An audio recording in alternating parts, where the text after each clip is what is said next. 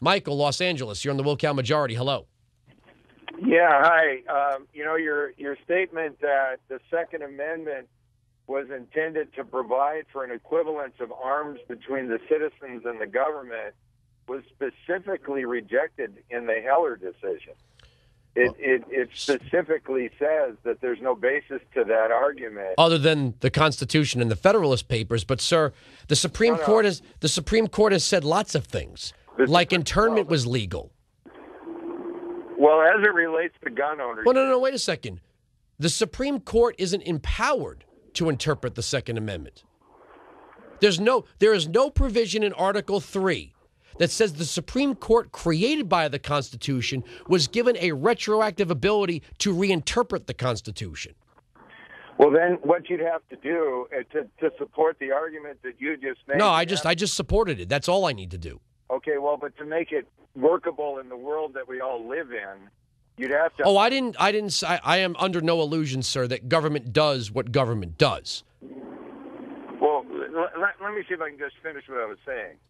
The point that the Supreme Court does in fact interpret the Constitution has been the basis of all American jurisprudence since Marbury versus Madison. So you can say it's otherwise, but in the world where the sun rises... Well, I fully well understand that, and I can point to flaws in the system, that Article 3 does not provide the Supreme Court such powers. Well, even Justice Scalia disagrees with you. Well, and he's about as far to the right as you could possibly be.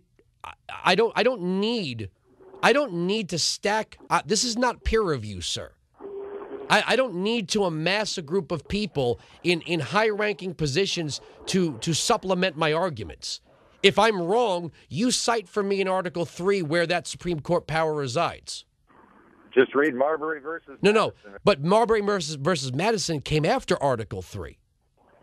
So I'm asking you where the justices during Marbury got the power to go back and reinterpret the Constitution. Well, I suppose... See, you can't tell me. You can't tell me. No, because there is no support for what you're saying, so you can't... Other than the text of Article 3. Okay, well, let's say that. No. Stop it, sir. Stop it. Get out of your college campus, your pseudo-intellectual academic bubble for a second, and tell me where you find this interpretive power in Article 3.